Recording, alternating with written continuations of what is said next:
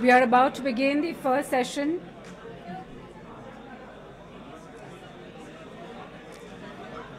May I request you all to kindly be seated.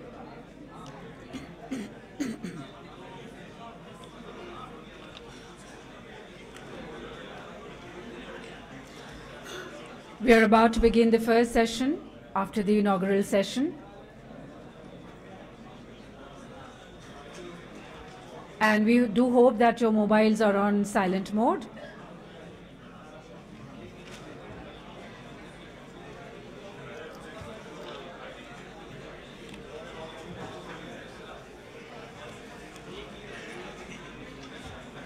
वो कह के गए 2 मिनट रुक जाओ, मेरे ख्याल से वहाँ से कुछ सेटअप करते हैं.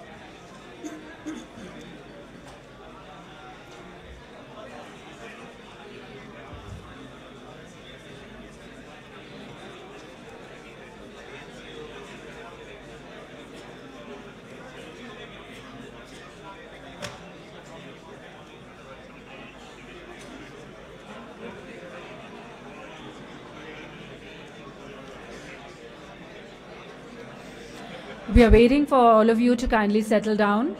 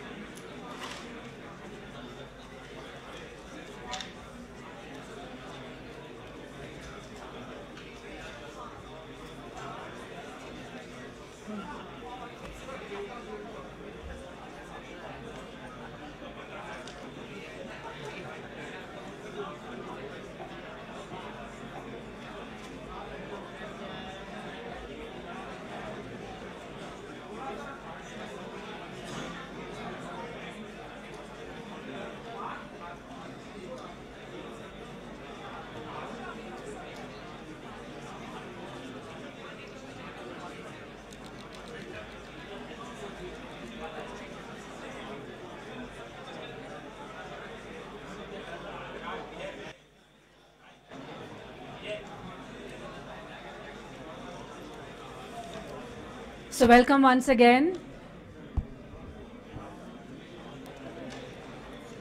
This time to the first knowledge session, the technical session of our conclave, Trends in Quantum Technology. I'm waiting for all of you to kindly sit down and maintain silence.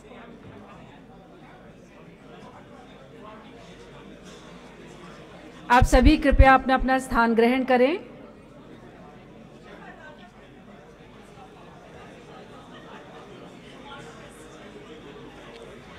So trends in quantum technology, that's going to be the topic for our first session.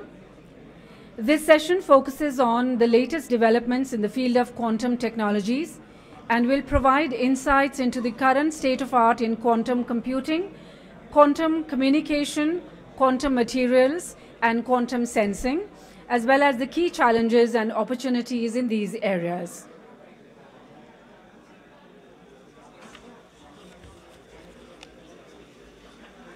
We have the honor of having amongst us Dr. Rajkumar Upadhyay, CEO of CDOT. He'll be chairing the session. And the other panel members consist of Professor Mustafijur Rahman from IIT Delhi, Professor Bhaskaran Muralidharan from IIT Mumbai, and Professor Umakant D Rapol from IISER Pune. I request all of them to kindly take their seats here on the dais.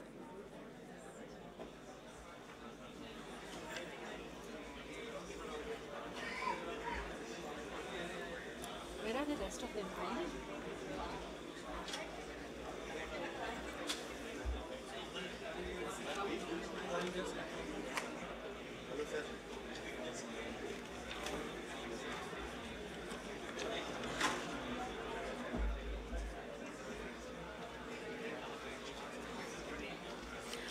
We welcome our eminent panel. Thank you so much. We begin with special address by Dr. Rajkumar Upadhyay, CEO of CDOT. A brief introduction about Sir. CDOT is actively involved in the development of quantum technologies, particularly in the area of quantum communication, and has developed quantum key distribution systems and post-quantum cryptography systems, which enable the secure transmission of information. He is an officer of the IIT, Indian Telecommunication Services of the Government of India. He has a PhD in Corporate Strategy and Policy from IIT Bangalore and is also an alumnus of IIM Bangalore's postgraduate program in Public Policy and Management. He also possesses a certificate in International Public Policy from Syracuse University, USA. He has won many awards, which include J.C. Bose Award by Ministry of Defense, the National E-Governance Award, CIO 100 Award by International Data Group, and Deepak C. Jain Award by IIM Bangalore. I request Mr. Dr. Rajkumar Upadhyay, CEO of CDOT, for his special address. Thank you. How do you move the slide? Move slide, how do you move?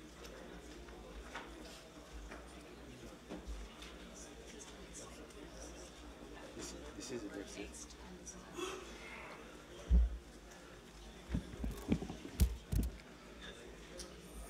Professor Rahman, Professor Bhaskaran, Professor Umakant, dignitaries of the dais, experts, speakers, international guests, guests from the industry, my colleagues from CDOT, DOT, ladies and gentlemen, and press. Sorry, I forgot the guests from the media. So this panel is going to talk about the trends in the quantum technology. We had a very wonderful inaugural session in the morning where, the frontiers of quantum technology were being discussed and where India is in this particular journey. As you all may know that this particular industry is currently what the semiconductor industry was in 1950. So there is a lot of scope for us as a country to move forward and take lead in this particular technology. And as I also encourage all of you to please visit the exhibition where you will see the state-of-the-art systems which have been developed by the industry and the startups. So briefly, I've got 15 minutes. Let me see the time. Yeah. So what I'm going to talk about is, what are the quantum technologies? What is the global picture? Why is the need of quantum communication today? And what are the candidate technologies? And what are the applications the quantum can have? And what we have done in CDOT as far as the quantum is concerned. So if you really look at the quantum technology, it's not new. I mean, the Planck came up in 1900 with the quantum theory, and then over the time, the 1905, the Planck's thing was implemented by Einstein, then 1913, and somewhere around that time, the first quantum revolution took place, and the first quantum led to these kind of applications. Like, for example, lasers came up from the quantum using the phenomena called stimulated emission. Solar cell work based on photovoltaic effect. The MRI uses the quantum phenomena called magnetic resonance. All these technologies were part of the first quantum revolution. Now we are looking at the second quantum revolution. And a lot of emerging technologies are coming which will change our computational, communication, and sensory infrastructure in the coming years. And it will lead to multiple use cases and the new applications in using these quantum technologies. As was discussed in the morning, the quantum basically has 4 verticals. The vertical number 1, quantum computing, where the new kind of computers will come, which will have enormous power compared to classic computers. Therefore, a lot of things which were not possible using classical computers will be possible using quantum computing. For example, use in financial markets, drug discovery, genetics, and all that. The second strand is quantum sensing and metrology, ultra sensitive electrical, magnetic, gravitational sensors, quantum radar, high accuracy clocks. So that will be the part of the quantum sensing part. Then we have quantum materials, where we the material high-density storage devices, low-power devices, superconductors, that will be following under the quantum materials. What we work today as part of the CDOT is quantum communication, which has become very important because your conventional encryption algorithm will no longer be valid, no longer be safe once the quantum computing becomes the reality, which is becoming reality. Therefore, quantum communication is about the quantum key generation, distribution, teleportation, and quantum internet. So the future is quantum, because once these technologies come up, many new applications will come up. For example, defense and security, quantum communication protocols, QKD, PQC will take care. Quantum computing will lead to drug discovery. It will be used in healthcare, manufacturing, supply chain, energy, finance, oil and gas. Because of the new computing power, what the quantum computers will give, there will be many new applications which will be possible, which were not possible earlier. So once the quantum computing, sensing, materials, and communication, all these four verticals together will lead to many new use cases and new applications. And we are, as I said, the first quantum happened somewhere in 1900 to 1920 or 2026. Now we are in the midst of second quantum revolution. If you look at what is happening around the world, global acceleration investment, approximately $2 billion of investment was made in startups in 2020, which is 10% more than 2021. It was, as PSSR told, that we thought it will take 10 years, and now it's going to take less years. So the quantum technology will mature less than 10 years. There's a market size of $44 billion in this, based on the use cases and the applications, and this will grow at a CAGR of 30%.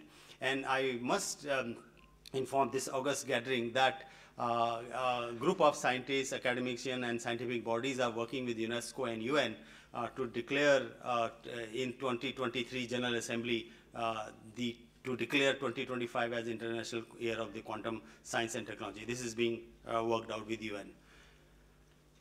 This is a graph which shows that, what is happening around the world, who is investing where. So if you look at this graph, many countries are investing in quantum technologies, and look at especially one figure I would like you to see. China is having $15 billion of R&D investment. The highest is by China.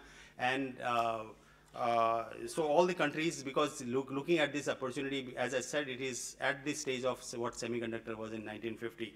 So therefore, many countries are investing in this particular technology. And we also, as the government of India, has also announced an MQTA of 8,000 crore. So that translates to around $1 billion.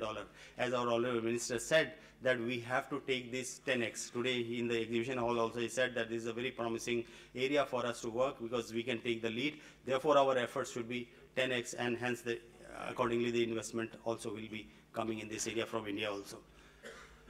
This is the global startup heat map. I don't know whether you can see that, the very small dots are there. Somewhere big dots are there. That only says that what kind of work is happening around the globe in the area of quantum technology. So it is not, it's a very good thing for us also. If you see, India has also taken a lead, and you could see some of the actual real-time, field deployable solutions in exhibition hall, at the floor number 1 in the exhibition hall. So we are also taking a good lead. Globally, this is being pursued because of the potential it has in the business. So these are the quantum technologies which are being used by these startups. Various kind of technologies, sensors, cloud, various verticals of technologies are being pursued by these startups, and we are also proud that our startups in India are also taking a lead, and they have developed one of the best systems in the world. Quantum communication now, since I said that we as CDOT are focusing on quantum communication, we don't deal with the rest of the 3 verticals, which will come under an MQTA anyway. So the candidate technologies in the quantum communication are QSDC, where the message itself flows in a quantum state. The second one is quantum teleportation, where the quantum states are transported.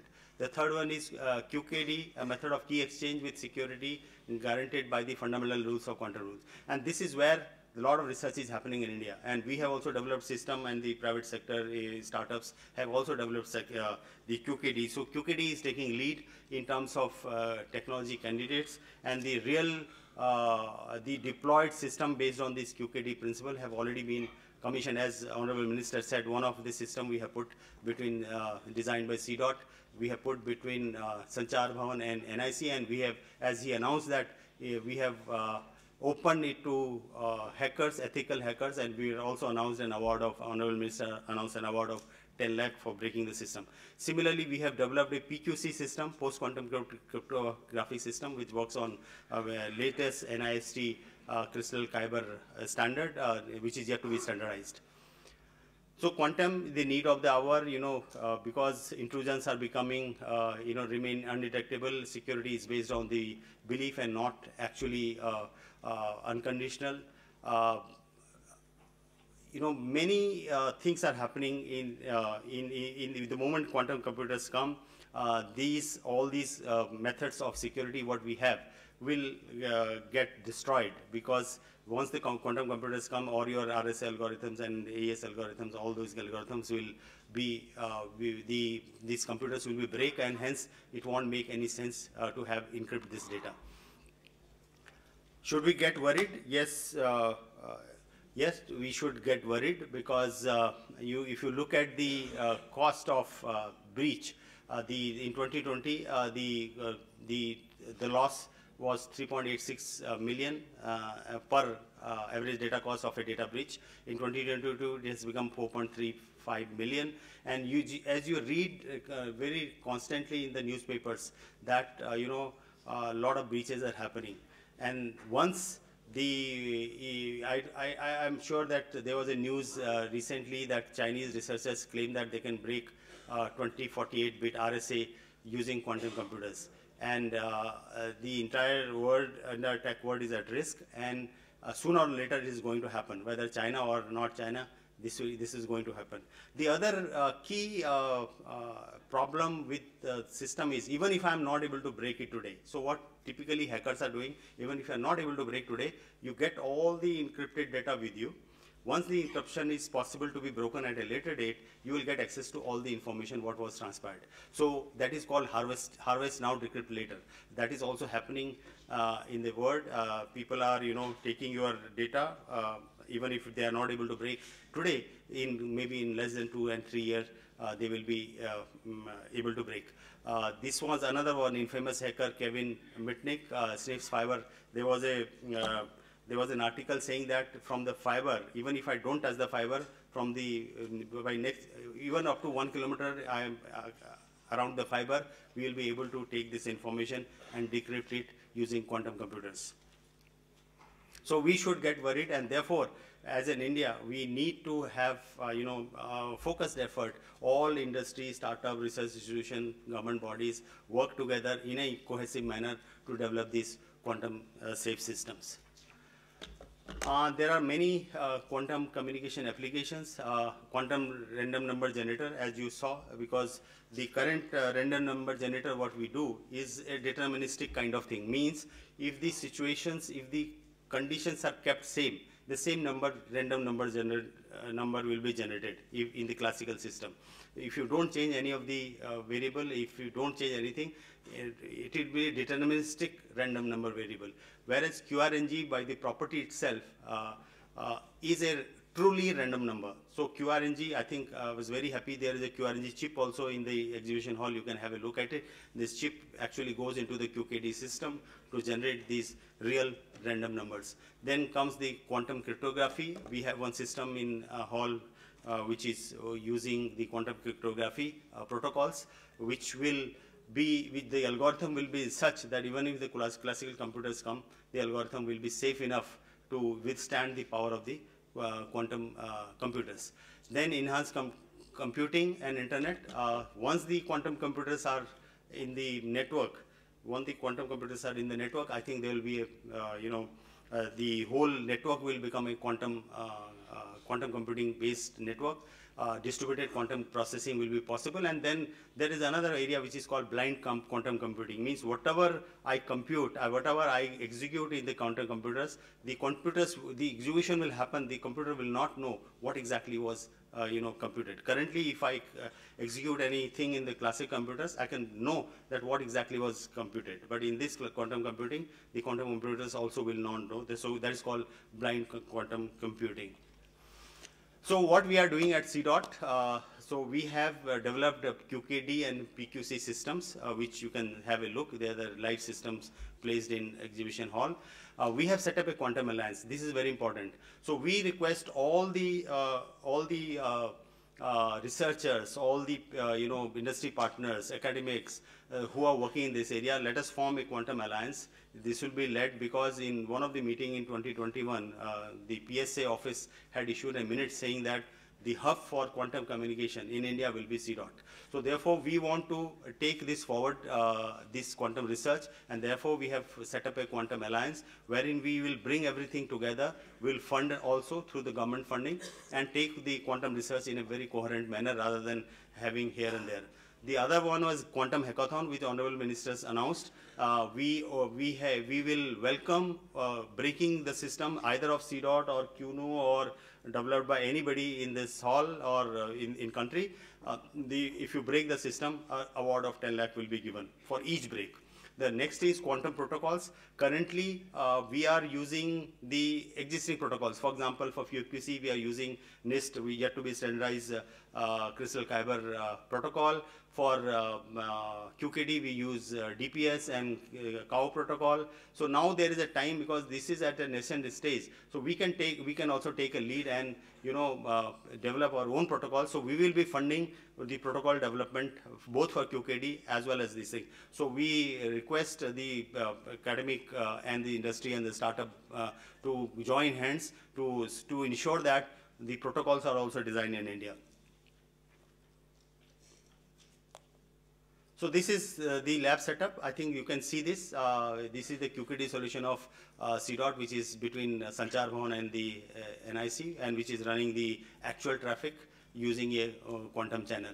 So this you can see in the exhibition hall. The other solution, we have the PQC solution, which is PQC-based IP layer encryptor, and using that we have also made the video IP phone, which is fully secure as well as quantum safe. So these are the two products currently we have, and now we are working with institutions like IISER for QRNG. So we welcome all the efforts in this area, and we request whatever research is happening, if we join hands together, I think we will be able to do a better job, and funding will not be issue. Funding will be all done by CDOT and TTDF. We have enough funds for the quantum to take the quantum program. In summary, I will say that the security of data is very, very important, and given the research is happening and taking forward, the current encrypted algorithm will no longer be valid. Therefore, we also need to work together as a country and come up with solutions so that we not only protect our information system, we also export these technologies to the rest of the world. Thank you so much. Thank you so much.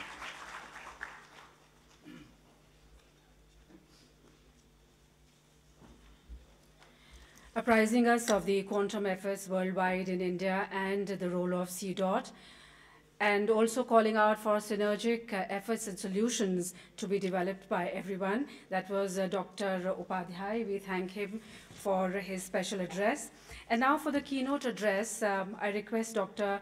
Mustafijur Rahman to kindly do the honors. He's an assistant professor at IIT Delhi, working on IC design for quantum computing.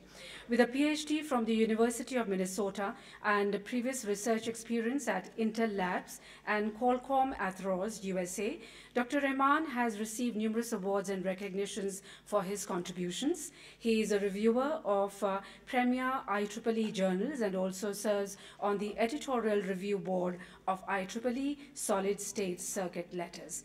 Keynote address by Dr. Mustafijur Rahman.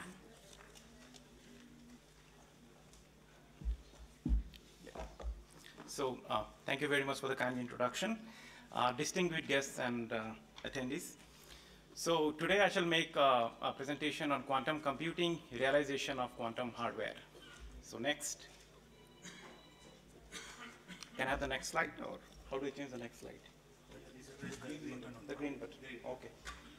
Fine. So this is the outline of my presentation. I shall talk about the motivation of quantum computer development. In order to understand why a quantum computer is so powerful, we need to understand about the qubits. So I will talk about the key concepts. We'll look into the DiVincenzo criteria for computation, and I will talk about qubit technologies which are very popular in the industry. I shall discuss the fundamentals of qubit control and scaling challenges. I shall introduce the state-of-the-art cryogenic controller IC and design challenges. And I shall show a snapshot of what work is being done at IIT Delhi as far as the cryogenic controller IC design is concerned, and finally conclude with a brief summary. So in the motivation, quantum computers are exponentially faster. And the reason they're exponentially faster is because they use something called qubits. And they can be used in solving intractable problems like secure communication. If you want to be an aggressor, or if you want to protect the victim, you want to use a quantum computer. So it can be used both as an aggressive component as well as in protection of the victim. It can be used in quantum chemistry for discovery of drugs and new molecules. It can be used in optimization problem and in meteorology for weather forecast. So let me discuss the key concepts of a quantum computer. Quantum computing uses qubits, that is quantum bits, and it exhibits two phenomena, that is superposition and entanglement. So by virtue of superposition, a qubit can be a 0 and 1 simultaneously. So at the same time, one qubit can be 0 and 1. And in order to explain it, I'm giving the analogy of a coin. So if you place a coin on the table, it can be either a head or a tail. And that's what classical bits is about. So classical bit can be a 0 or a 1. However, if you take the coin on a table and you kind of spin the coin, then it is 0 and 1 at the same time. And this is what quantum bits are. So this is superposition, that is 0 and 1 representation at the same time. Now, if we entangle two such qubits, then two qubits can represent all the 4 states that are shown on the slide.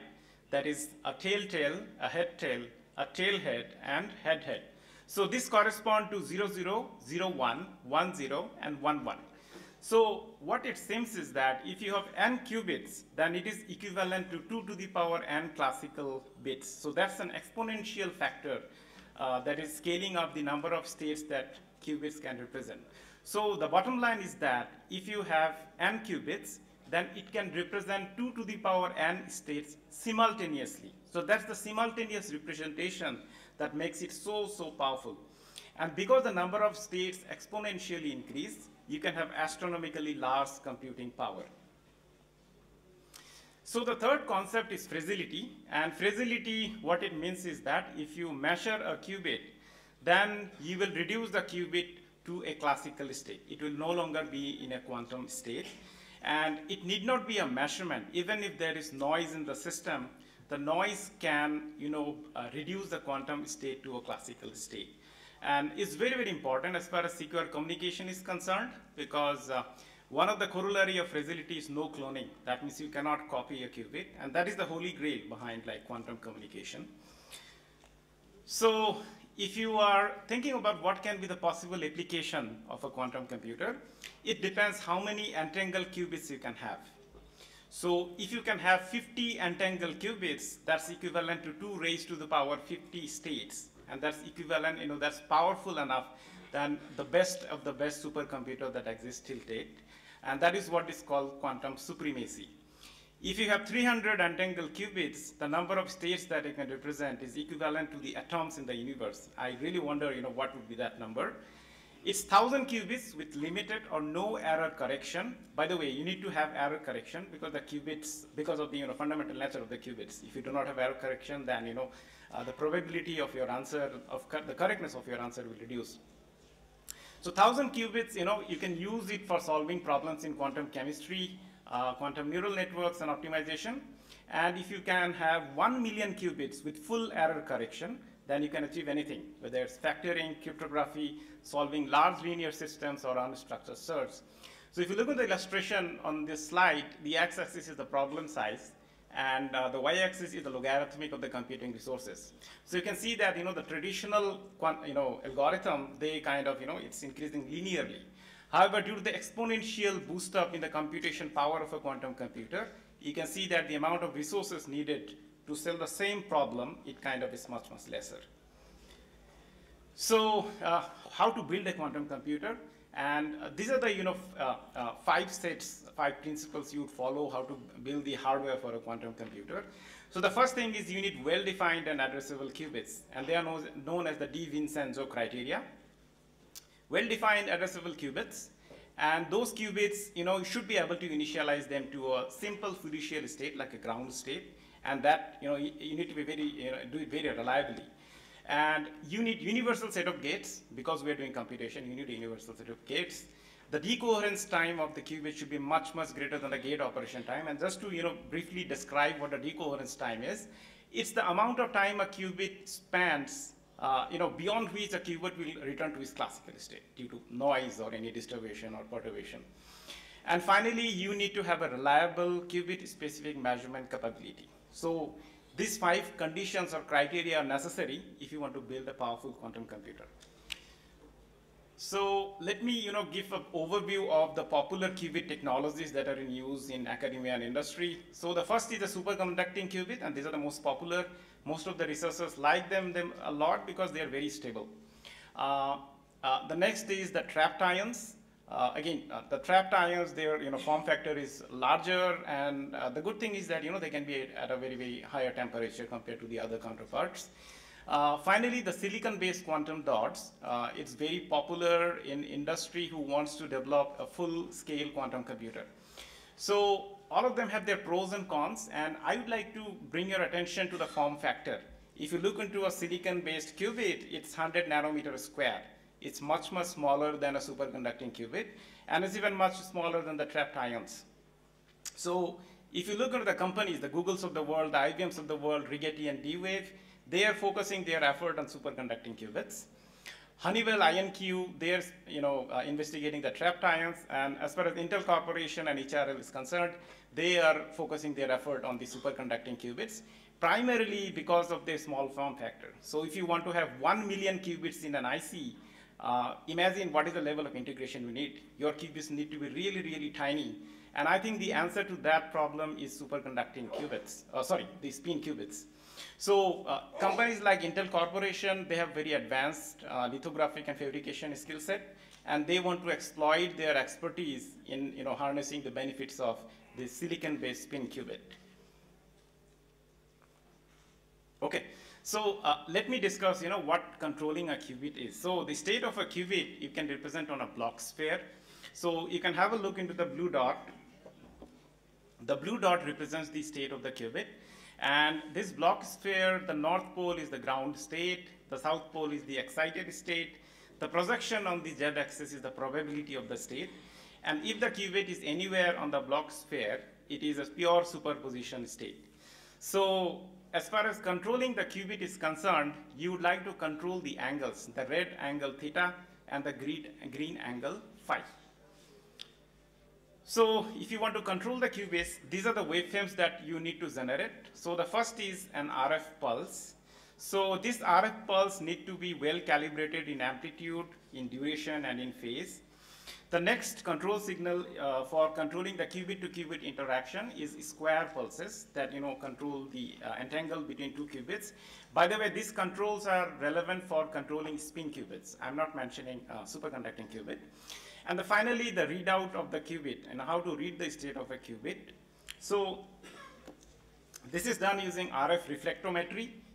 You kind of send RF signal to the single electron transistor. I shall discuss that in the next slide. And depending upon the impedance of the single electron transistor, you see a reflected waveform. And then by investigating the waveform, you kind of make out what is the state of the qubit. So let me walk you through, some basic qubit control steps.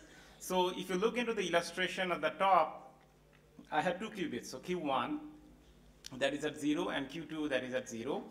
So the first operation, the box that you see is Ry. So it's a rotation about the y-axis for a pi angle. The next is the rotation around the x-axis, pi by 2. So if you look into the qubit right now, it is in the 0 state. So if you look into the arrow, it's pointing towards the North Pole. And if you look into the energy delta between the two states, that is 0 and 1, that is delta E1. So the frequency that you need to apply is delta E1 by H. So if I apply a suitable signal of proper frequency, proper amplitude, and proper duration, the qubit will rotate from the 0 to the 1 state. You can see it has rotated to the 1 state, and you can see that the probability of the 0 state it has reduced from 1 to 0. Now, if I apply a signal which is half the amplitude, it will give half the energy, and then it will rotate by pi by 2. You can see that it has rotated by the pi by 2 angle. So this is controlling the second qubit by another pi by 2 angle. So I'm giving an impulse, I'm giving a RF pulse of half the amplitude, half the energy, and then it rotates by another 90 degree. And you can see that the probability, it has reduced from 1 to 0.5. So 0.5 means that it is in a pure superposition state. The probability that it will be in 1 and 0, it is half. It's equally likely. So now, how to entangle the qubit? So entangling the qubit is like a basic C0 operation or a control NOT operation. In a classical digital world, it's an XOR equivalent. So here you have like a control qubit, that is Q1. So if Q1 is in 0 state, the Q2 remains unchanged, and if Q1 is in 1 state, the Q2 gets flipped. So how do you entangle the qubit? So if you look into the illustration, we have two electrons, that is Q1 and Q2, and they are separated in a quantum well. So if you now apply a DAC, DC voltage using a DAC, the energy barrier, it gets reduced and they get entangled. And this is how you kind of do the entanglement and implement the C0 gate. So the RF reflectometry, you transmit a RF signal and then you sense the reflected signal, and that's how you kind of measure what is the state of the qubit. The state of the qubit affects the impedance of the single electron transistor, and you sense the impedance change using this technique. So now the question is, how would you control the qubits using room temperature electronics? So if you want to control using room temperature electronics, that's how it is done now. You can see that for per qubit, you need 2 cables, and the number of qubits is astronomically large. So the current solution, it won't scale. Imagine if you want to control 1 million qubits, what would be the status? You will need 2 million cables, those big blue cables that you see. So the solution to this answer is that you need to design a cryogenic controller IC that is, at the 4 Kelvin plate in the dilution refrigerator. So you need to make it extremely low power so that you do not violate the freezing thermal capacity of the fridge because of the limited cooling capacity of the dilution refrigerator. And just to show you, the bottommost plate will have the qubit processor. The quantum bits will be at the 10 millikelvin plate. And the idea is to place the controller inside the freezer at the 4K plate so that you can have direct access to it without the cabling jargon. So this is the world's most powerful cryogenic controller chip designed so far by Intel Corporation, and I was fortunate to be a part of the design team. It's basically a radio, a transmit-receive chain at the required frequency that can deliver with the required SNR and the required precision. So this one has the write and read capability. It has an integrated microcontroller and temperature sensing, and it has 16 write and read, read channel capability. Snapshots of the die and the testing setup. So the challenges are that you need to make the controller chip very, very low power. If you do not make it low power, the fridge temperature will go up and you won't be able to maintain the status of the qubits. You need to achieve very high fidelity of control, for which you require very high SNR, and also the number of controllable qubits, they need to be very high because you are finally going to address 1 million qubits. So the challenges are in identifying the signal specs, make it fully scalable, and mechanical and thermal integration. So this is a snapshot block diagram of the controller chip that is being designed at IIT Delhi. So we have done a lot of system level and circuit level innovation to reduce the power by 1.5x compared to the state of the art. The number of controllable qubits has increased by 2x, achieving state-of-the-art fidelity of 99.9%. And we have also addressed the issues that are in the current state-of-the-art designed by Intel. We have a shuttle that went last February. It was a characterization shuttle to characterize the devices and components at 4 Kelvin. That's a snapshot of the shuttle that I have shown, some characterization tests, test structures. So in conclusion, if you want to control qubits, you need extremely highly precise RF and analog signals. And the generation of the signals is not very easy. You need to achieve very low power, dissipation in the controller, because if you dissipate a lot of power in the controller, the plate temperature will go up and the qubits, they will lose their state. So the traditional approach of, controlling, there are a large number of coaxial cables that go into the fridge. So it's not scalable. And the only way you make it scalable is using a cryogenic controller chip. So this chip is inside the fridge and it replaces all the cables. And the chip is the key to realizing a scalable quantum computer. When I say scalable quantum computer, you are controlling qubits in the order of thousands or even higher, million. And just to summarize the work at IIT Delhi ARL, we are developing the controller chip which can control both superconducting and spin qubits, and it has state-of-the-art specifications. So thank you very much for your attention.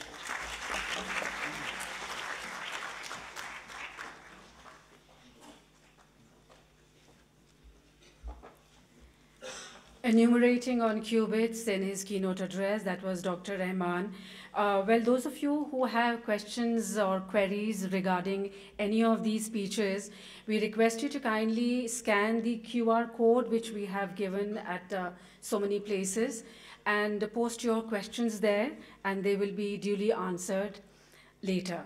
Professor Bhaskaran Muralidharan is also with us. He is part of this learned panel. He's a professor at IIT Bombay. He obtained his MS and PhD in electrical engineering from Purdue University, USA. His core research area includes computational quantum transport and its applications to modeling and simulation of beyond Moore devices. He has also been a regular visiting professor at the Institute for Quantum Computing in University of Waterloo, Canada. Requesting Professor Bhaskaran Muralidharan for his keynote address.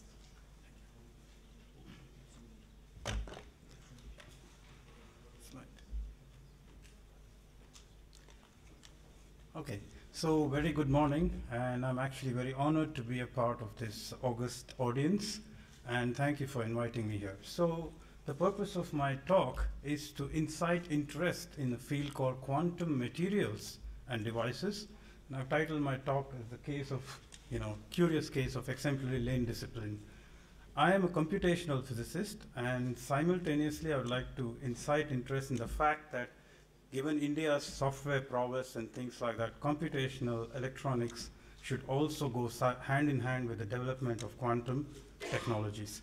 I'm also a part of the core team of the Quantum Center from IIT Bombay, and I'll probably talk a little bit about it. So let's move on, and this is my research group, that is cnqt.org.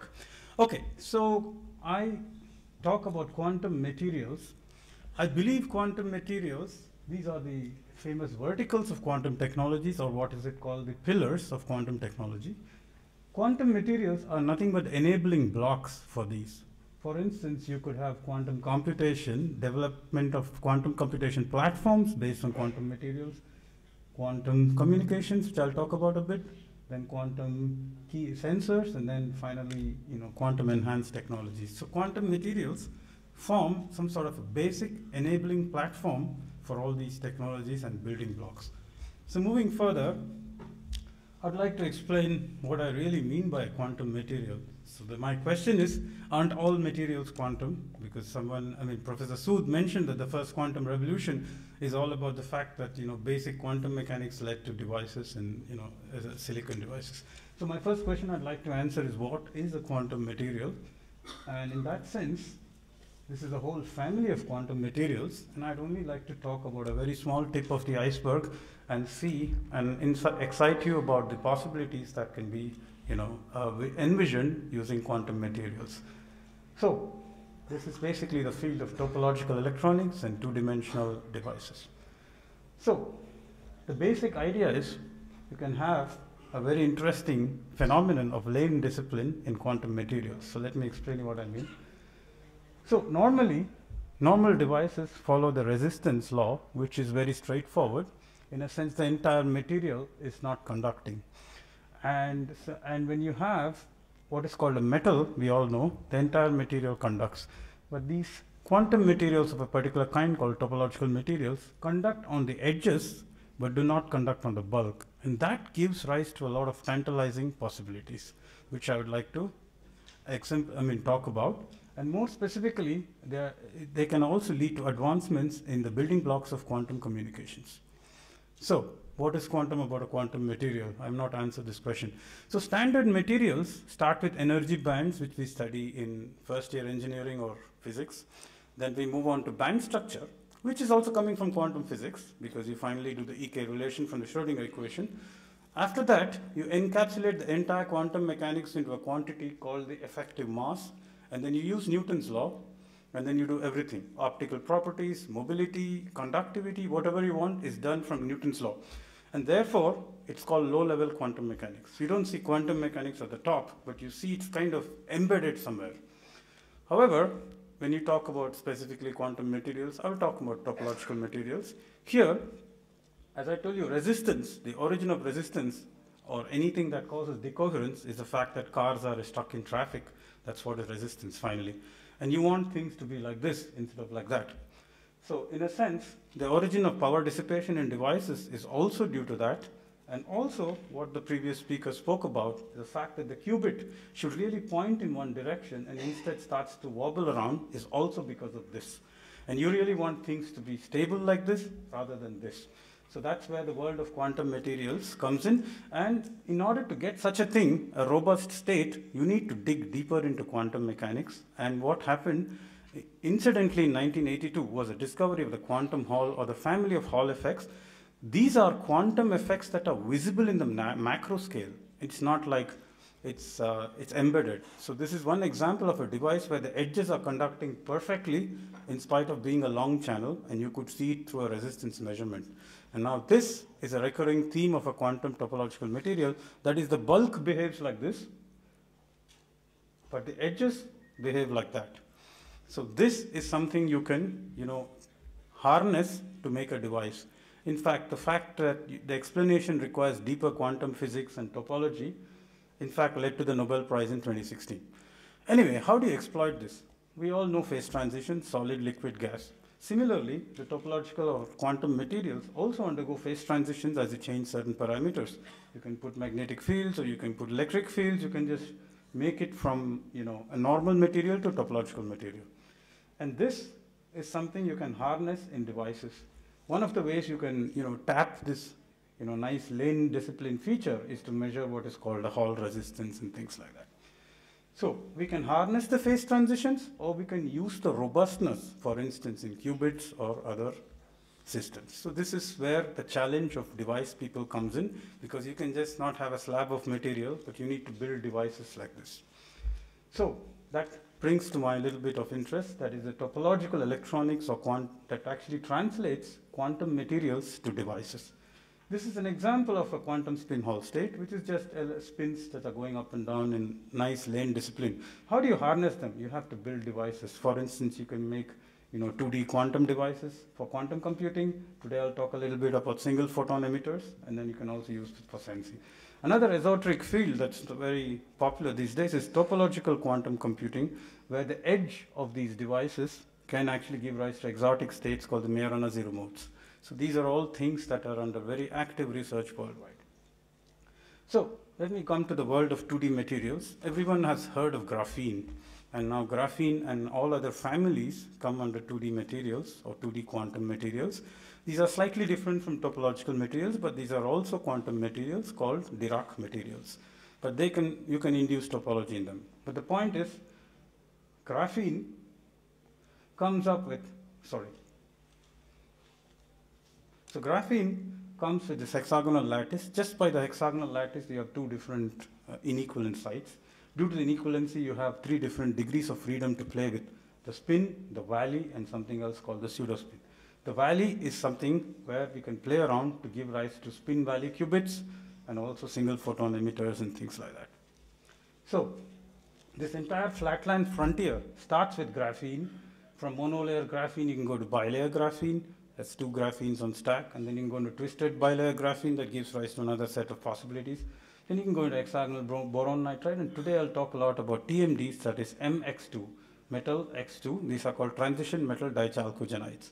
Now you can build many interesting devices out of these materials. So what is a device? You see classical computing, the integrated chip. Its building block is a transistor, and 2D materials can be used for transistor too. Similarly, for quantum computing, the building block is a qubit, and as the previous speaker spoke, there are several ways of realizing a qubit. So when you talk about quantum communication, one of the building block is a single photon emitter and single photon detectors. So these building blocks are actually devices. For instance, this is the structure of a transistor. The material only is in the center. The rest of the thing is a device construction. Similarly, when you have a qubit, you have to realize a device to measure the qubit. You can't just take the material and make a qubit out of it. Similarly, when you have a single photon detector or a source, you have to make a device out of it to realize it. And what really makes a device? You have a material, but that is just a channel. You have to bring in what is called the contacts to bring in the current flow or things like connection to the outside world. And then you need the inflow and outflow dynamics and the interface physics and the control all together makes a device. So it's not just the material, but the entire set of things together should function and in a predictive fashion to form a device. So let's go to some examples. As the previous speaker mentioned, graphene can be used to also make qubits, and you can use the valley degree of freedom, valley 1, valley 2 as a information paradigm along with spins. So that gives us 2 interesting paradigms. That is, people have built quantum dot structures with graphene. People have made qubit initialization like this. This is called the Pauli spin blockade, through which you can initialize single and double qubits. They've also demonstrated entanglement in the graphene qubits and also successfully reading out the graphene qubits. And now from this, you can also see that the energy diagram, you can actually manipulate different types of qubits using graphene, either the spin states or even the valley states, by deterministically having what is called spin blockade and valley blockade in graphene. So much for graphene qubits. Let's go into single photon emitters. Now comes the materials called transition metal dichalcogenides. One of the materials that's really interesting is called the WSE2, wolfram, that's tungsten selenide. Now this is the atomic structure, and this is a 2D plane, in the 2D plane, and this is the one in the cross section. Now using these materials, they first showed that you can have a single photon emitter in these defects. You can see these hot spots giving rise to what's called a very, very localized photoluminescence that's showing single photon emission. Then they were able to engineer defects very deterministically by introducing strain in the devices and getting these nice sharp peaks. And then they went to the next step to actually realize electrical control of these, what's it called, photon emission processes, by introducing a scanning tunneling probe. And the next ambition is to actually connect it with photonic integration from this 2D platform. So this is one of the hot topics that is being pursued. And this is a quantum material by itself because it has a very exotic excitonic ground state that is giving rise to these beautiful emission patterns of single photon emission. So with this, I'd like to briefly tell you that IIT Bombay is being involved in many of these aspects of quantum networks that include single photon source studies, then defects in crystals, as well as working on silicon photon detectors and photonics. We're also interested in developing communication satellites out here in our center called the Quantum Information and Science Center. So I'd like to end kind of my talk with the last part, which is the superconducting hybrid systems. And here is a very interesting topic in a sense because people are interested in superconducting qubits. There's a lot of interest in superconducting photon detectors for communication, single photon detectors. This is one of the latest experiments in Nature Nano where they could build out of high TC superconductors a very sensitive photon detection scheme. And not to mention, superconducting qubits can give also rise to topological quantum bits, which is something of very interest these days in many labs. It's called the Majorana qubits. And these qubits, if realized, can be a immunity towards dephasing and decoherence. So with this, I'd like to quickly conclude that our group is working on the computational platform of devices. As I explained, devices involves a lot of things. And so we work on a solid computational platform that takes you from a material to a device. And we work on several fields that are related to device modeling. With this, I'd like to conclude my talk. And thank you for giving me an opportunity to give a talk in this august audience. Thank you very much.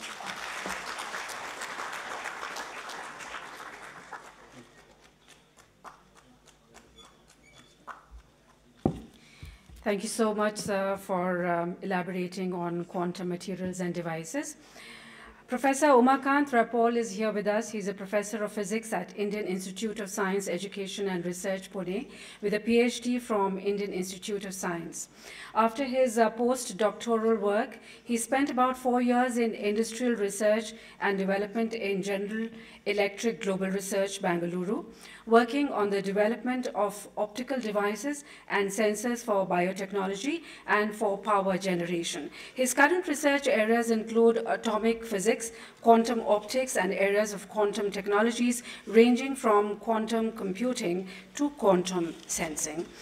Professor Umakant Rapol, please.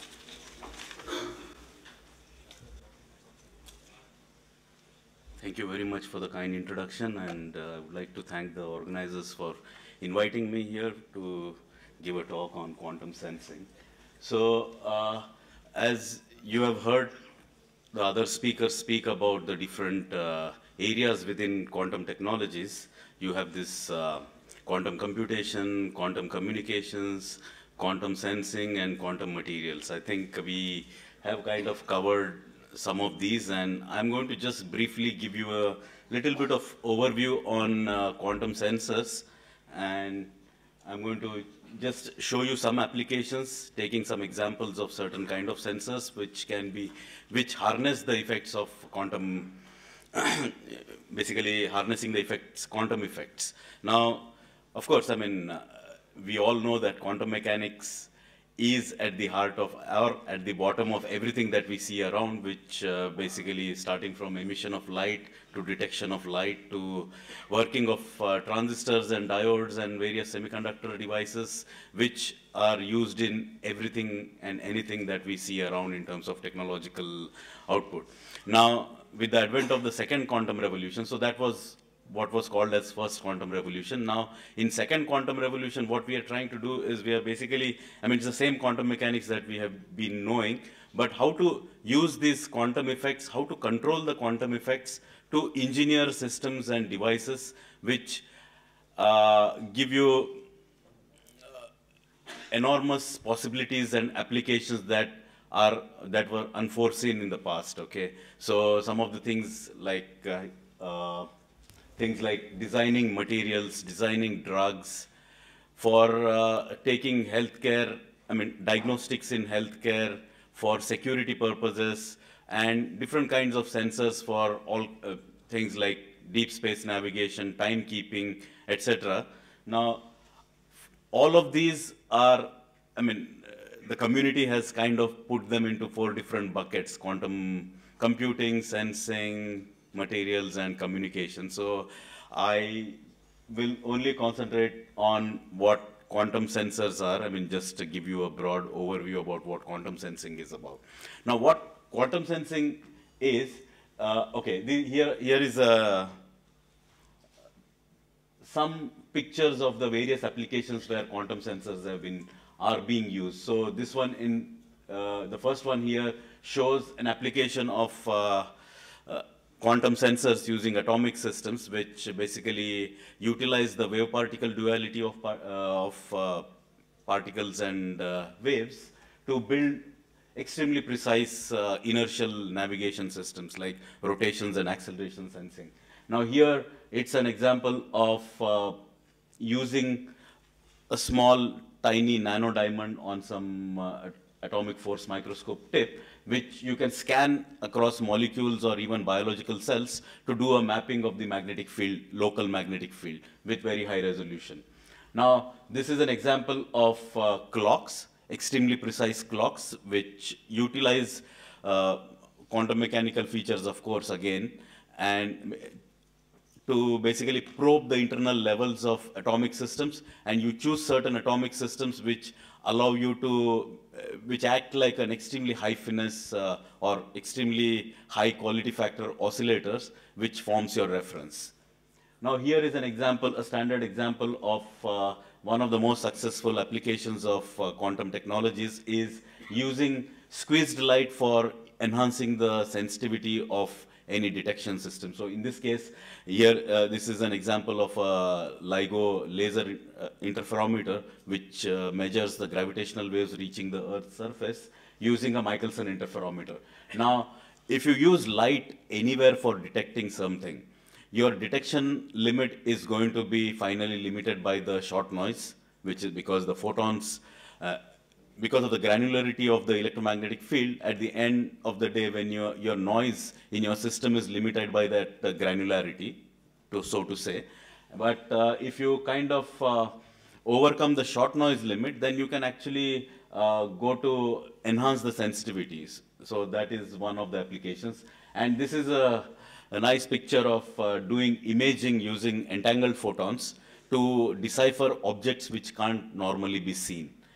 And using the same principles of quantum mechanics and the the capability of engineering these quantum systems, one actually has now the standards for metrological applications, which is basically the voltage, the standard for the definition of voltage, the standard for basically the charge of electron, etc. These are all built from quantum systems which are engineered in a specific fashion. So again, just to give you a few more examples, so as I already told you, you can use quantum systems for rotations, for acceleration sensing, for sensing gravitational fields, for sensing magnetic fields, electric fields, and measurement of time. Now here is an example of a magnetoencephalography system, which actually has an array of sensors which can map the magnetic field around the head, which comes from the neurons firing inside the brain. And this is a picture of the mapping of the Earth's geoid, which is basically the surface of the Earth, depending upon its density and height. This is, again, the mapping of this has extremely high of relevance in geological surveys and for global positioning systems. So these are basically what I told you about the atomic clocks. Now, what quantum sensors are? What features do they use from quantum mechanics? Now, if your standard, how do I go back? Okay. So, sorry.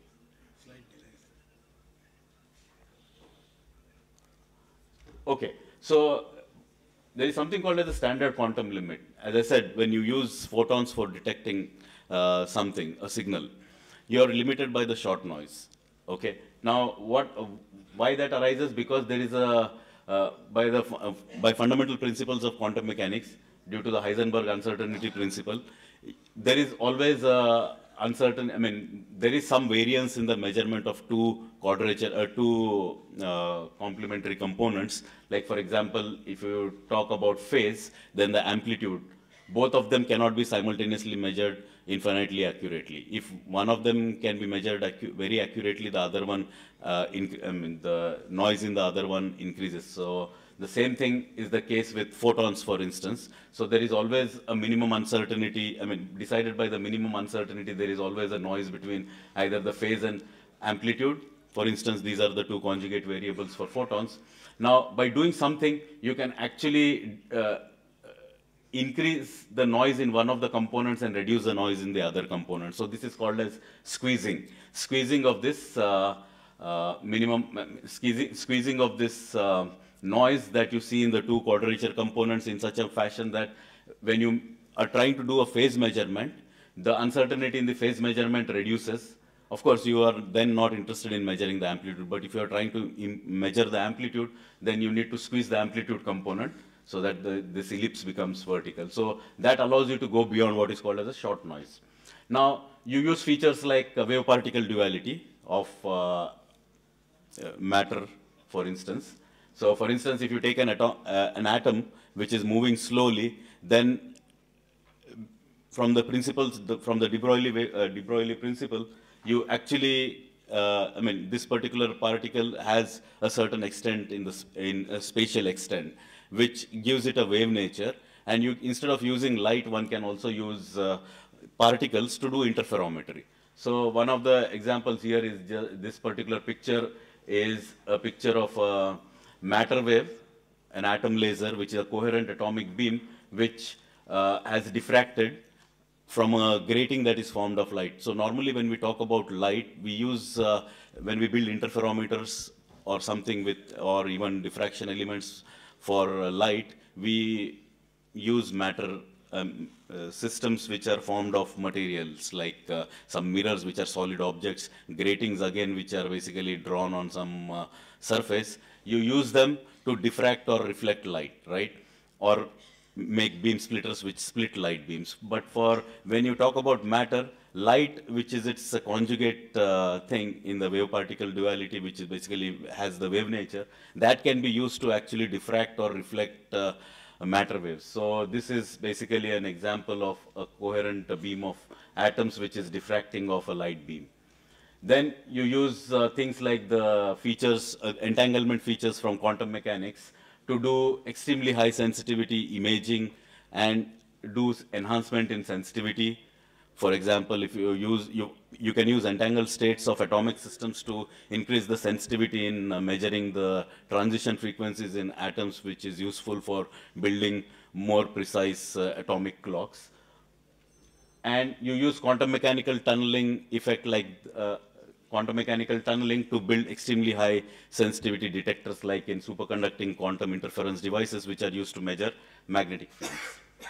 Now, I'll take two examples. One is about the magnetic sensing and the other one is about the atomic systems for sensing. So magnetic sensors, for instance, are extremely, for example, in healthcare, there are various applications in healthcare where one needs to measure magnetic fields because it's hard to measure electric fields. You can't put electrodes everywhere, wherever you want to measure the electric fields to measure the activities of brain, neurons, for instance. So one is in magnetocardiography, magnetoencephalography of the brain. This is magnetomyography and then neurography. So you can imagine that if you want to measure the activities of neurons, basically there are electrical signals that are traveling from one location to the other. If you really want to measure the electrical activity, if you imagine putting electrodes everywhere, so that is a very invasive technique. Instead, because of the tiny electric currents that are flowing, these things generate magnetic fields around it. So you can measure, if you can measure magnetic field, then you can actually map the electrical activity inside. And there are various types of sensors for this. Now, when you talk about magnetic sensors, so if you look at the size of all these objects that you are talking about, for instance, the size of the head, you need to have multiple sensors placed around it. But then the sensitivity, I'll come to the sensitivity. So this is a DC superconducting quantum interference device, which is useful for all these applications. And there are these optically pumped atomic systems or NV center systems, which also can be used for these applications. And then you have the other standard classical magnetic measurement systems like this flux gate magnetometer, surge coils, or these anisotropic magnetoresistance, giant magnetoresistance devices, or tunneling-based magnetoresistance devices, and many other things. Now, out of all this, you can see that the systems that use quantum effects are these DC squids, these optically pumped magnetometers, the NV centers in diamonds, and these last two effects like the spin wave interferometry and cavity optomechanical systems, which actually measure using magnetostrictive materials in a fabric Perot configuration. You actually translate the magnetic field into the changes in phase of the light that is reflected from interferometers. Now, in atomic magnetometers, so these are two examples of using atomic magnetometers and the squid magnetometers. In atomic magnetometers, the sensitivity can go down to a few tens of femtoteslas per root hertz, per square root of hertz. Whereas if you take a squid sensor, the sensitivity of that can go down to about of order 1 femtotesla per square root hertz. But then you can see, so these two devices, they work very differently. For instance, in an atomic magnetometer system, you take a glass of glass cell filled with atomic vapor, spin polarize these atoms. So all that atomic spins are aligned in one particular direction, and then you apply some external magnetic field which is of interest, which you want to measure. Yeah. And you look at the rotation of polarization of light going through these atoms, and you measure the magnetic field. Whereas in a superconducting quantum interference device, it's basically there is a superconducting loop with some oxide tunnel junctions, where depending on the magnetic field that this loop is seeing, there is a different amount of, there is a phase difference between the currents flowing in the two sides of this loop. That allows you to measure the external magnetic field. Now, independent of what sensitivities you have, now there is a trade-off between what kind of sensitivity you need and what kind of spatial resolution you need. So depending on that, the kind of sensors that one uses changes. Now, for example, if you take NV centers, these can be, basically these are nitrogen vacancies in diamonds, very tiny diamonds. You can have them of nanometer size as well as you can have them of millimeter sizes. However, their sensitivities are not as great as the squid or other sensors, but their size can be extremely tiny. So these are some of the applications where these are used. Oops. Okay, now these atomic sensors. The matter wave interferometry, as I mentioned earlier, it's basically you use matter waves to build an interferometer. Here is an example of a matter wave interferometer in a Mach-Zehnder configuration, which is used to measure gravitational acceleration, which if you can measure it with extremely high precision, like up to 7th or 8th decimal or beyond in the local acceleration of gravity, then you can start measuring the density of underground rocks. You can measure the variation in the aquifers underground. You can even measure hidden tunnels underground using these so-called matter wave interferometers. And there are these other kind of sensors which use these super atoms, so-called super atoms, which are basically highly excited atoms, where the electron is taken very, very far away from the nucleus by optical excitation, and that creates a very large atomic dipole moment, which becomes very sensitive to external electric fields. And then you can basically measure external electric fields like microwave signals or something with much higher precision than classical techniques that allow you to do that. So this is an example of using Rydberg atoms for measuring AC or DC electric fields in a very high sensitive fashion.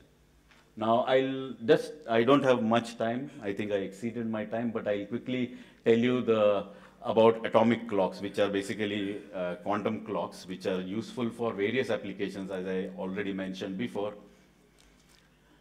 The current standard is based upon what is called as a cesium fountain clock standard, which is at about in microwave frequency regime. Now, the instability of that is in the range of 10 to the power minus 16. But if you push this frequency to optical frequency standards, then you can go to about 10 to the power minus 19 or minus 20. So this is a modern optical frequency standard, the schematic of that. I'll not get into that. So this is the evolution of the fractional accuracy of various types of clocks since the advent of these atomic clocks. Now we are somewhere here.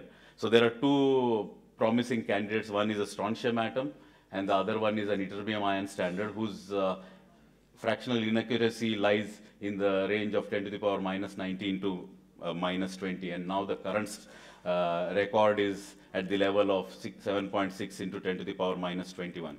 So these two clocks are being built in Pune. One, the strontium atom clock in IISER Pune, and the ytterbium ion clock, which I mentioned, is being built in Ayuka. And my colleague is sitting here, Shubhadeep. And then these are different candidate species for the atomic standard. But as I said, the strontium atom and the ytterbium ion are the leading candidates. Anyway, so basically using quantum mechanical resources and the ability to control these quantum mechanical resources, one can think of building various types of sensors. I only showed you about atomic clocks and the magnetic field sensor, but one can imagine a plethora of applications where quantum effects can be harnessed to measure the measure certain parameters, physical parameters very precisely beyond what any of the classical systems are able to do. So yeah, thanks a lot.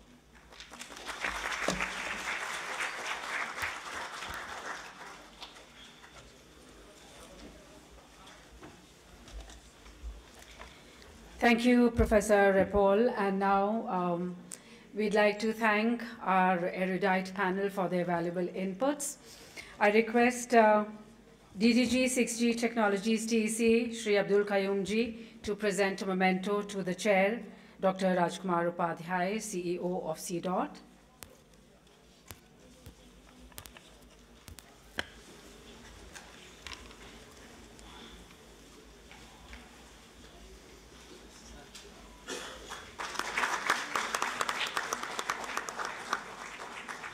And now I request Dr. Upadhyay to present mementos to all the eminent panel. Professor Mustafijur Rahman ji. Thank you. One for Professor Bhaskaran Muralidharan.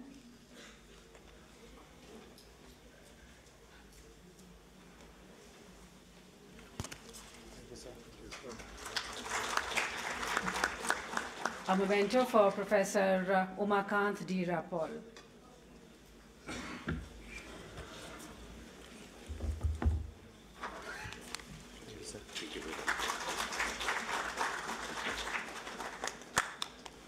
So thank you everyone. Because of the shortage of time, we neither summarized the sessions nor we could ask questions because time is already short.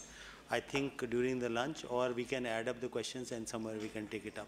So it was a nice session. We covered all the vertical, quantum computing, quantum sensing, and quantum materials and quantum communication. So this will set the context for upcoming session. Thank you so much. Thank you so much, sir, once again.